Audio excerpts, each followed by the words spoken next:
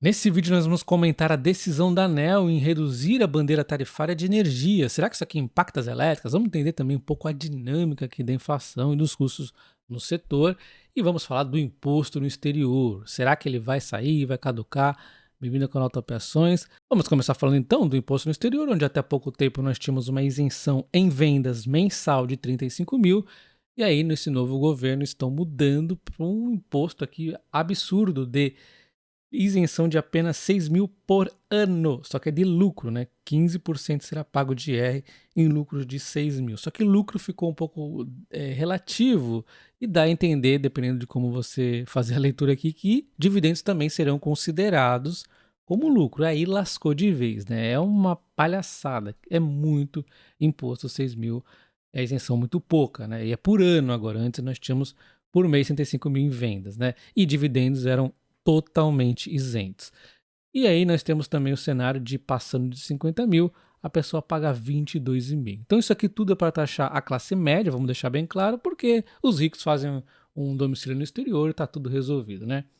Isso aqui também envolve as empresas offshore, e aí é que onde eu acho que os políticos estão preocupados, né? A gente não tem offshore, mas eles têm.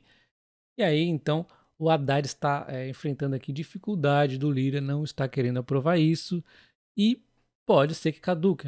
O texto tem validade até dia 28 de agosto, né? E a pressão fica ainda maior porque isso aqui pode ameaçar o arcabouço fiscal ficar de pé. Então existe essa discussão aqui entre o Lira e o Haddad. O Haddad chegou a acusar o Lira de estar aí querendo fazer tudo da forma como ele bem entende, né? Fazendo aí as objeções, depois voltou atrás. Enfim, os dois aí deram uma discussãozinha, meio que fizeram as pacezinhas aí, mas ainda estão no impasse, né? E aí o Lira então fala que o offshore é um jabuti. Outro ponto que o Haddad está negociando aqui com o Lira é a questão do fim do JCP, né? Então também é importante ficar atento que é outro tema que o Haddad aqui quer causar um imposto adicional, né? Porque se você tira o JCP que tem um benefício fiscal, você na verdade está aumentando o imposto aí para as empresas. É importante destacar que eventual derrota na taxação de offshore não inviabilizaria a reforma, embora trouxesse bastante dificuldades, né? Então, nós estamos aqui vendo que essa reforma offshore for derrubada, mas o restante do MP for aprovado, o texto ficará inconstitucional. O governo teria então de apresentar uma solução antes da sanção.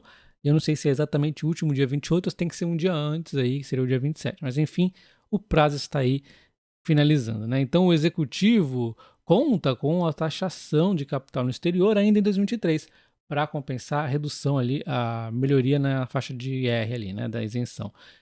A alternativa, caso os deputados derrubem a taxação de offshore ou o MP como um todo, seria o reenvio do projeto como lei, da lei inteira, né? Teria que reenviar tudo.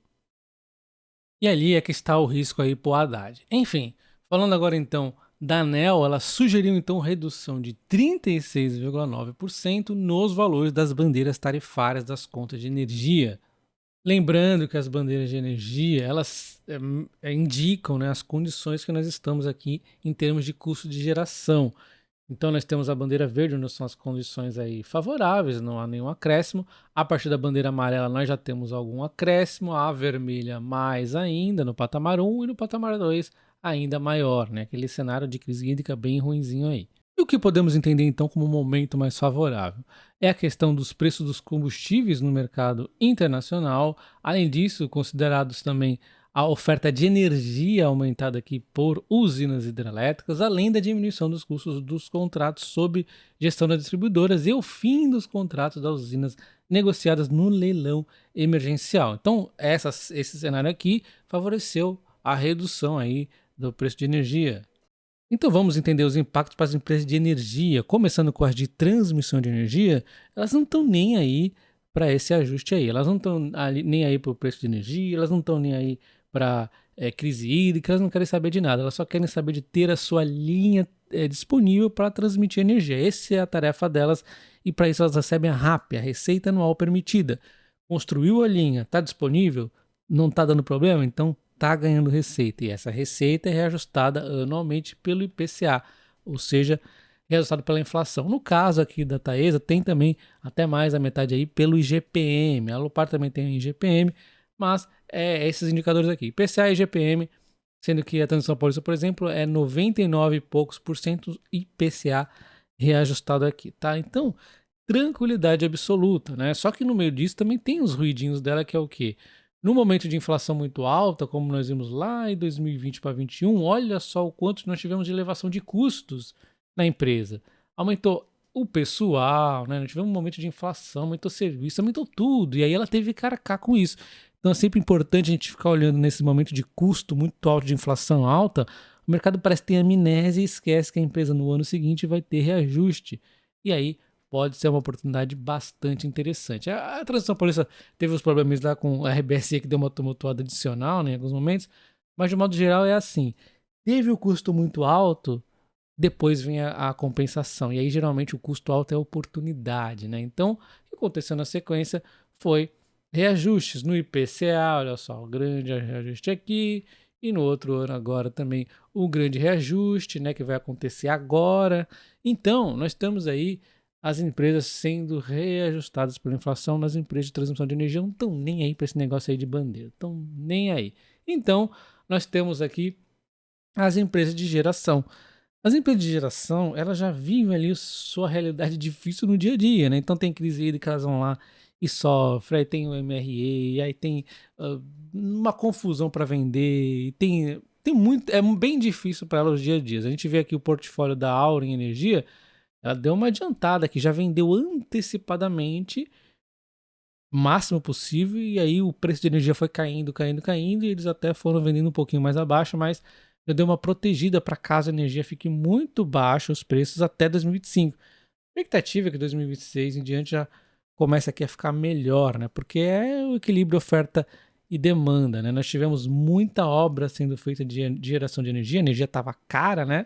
E agora a gente está com um pouco de excesso. O excesso causa preços aqui mais baixos mesmo, né? Normal. Mas as coisas voltam ao normal porque a gente sabe que a energia tem a tendência de aumentar ao longo dos muitos anos aí que nós estamos história. Está sempre aumentando, vai continuar aumentando o uso, então desacelerando o crescimento aqui, daqui a pouco se equilibra. Mas enfim, esse é o desafio das geradoras, elas têm que equilibrar o preço, aqui a oferta e demanda, então elas têm eventualmente um probleminha com o preço, elas têm a crise hídrica, que é outro problemão, dependendo aí de se elas tiverem hidrelétricas, e a gente tem, ó, por exemplo, aqui a Engie também fechando seu portfólio, né, olha, 3% disponível apenas, 2024, 2025, 9%, também está fechadinho aqui para os anos seguintes.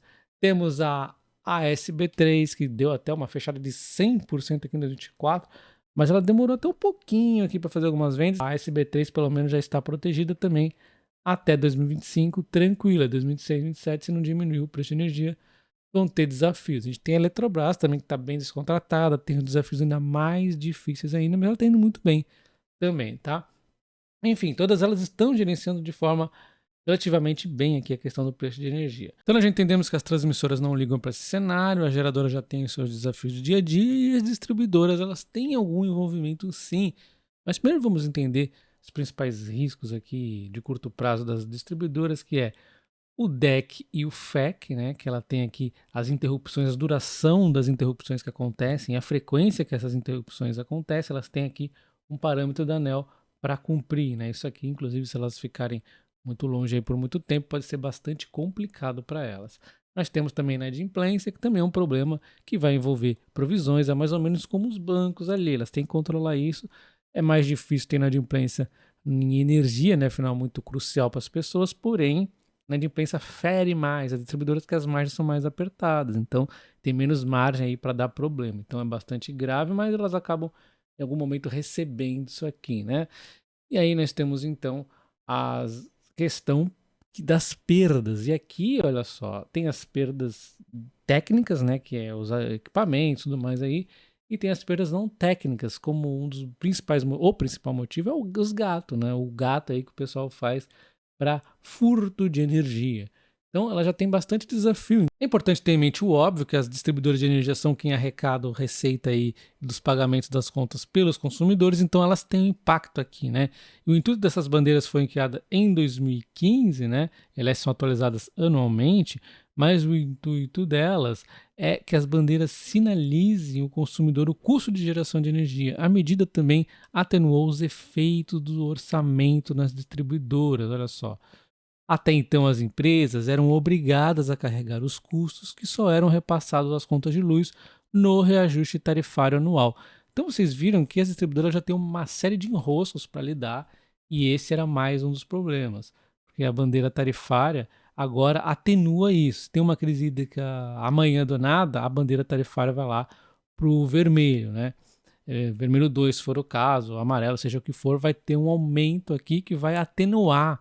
Lá na frente que ela ia receber, vai ser, vamos dizer assim, pago parcial, né? Vai ser compensado parcial aqui.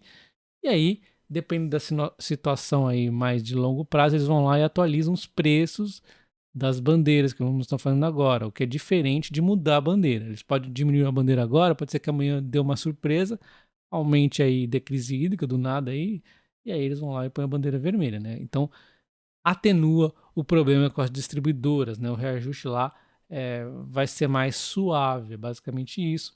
Lembrando que o que vai definir mesmo aqui para as empresas é o TE, né? E o TUSD, né?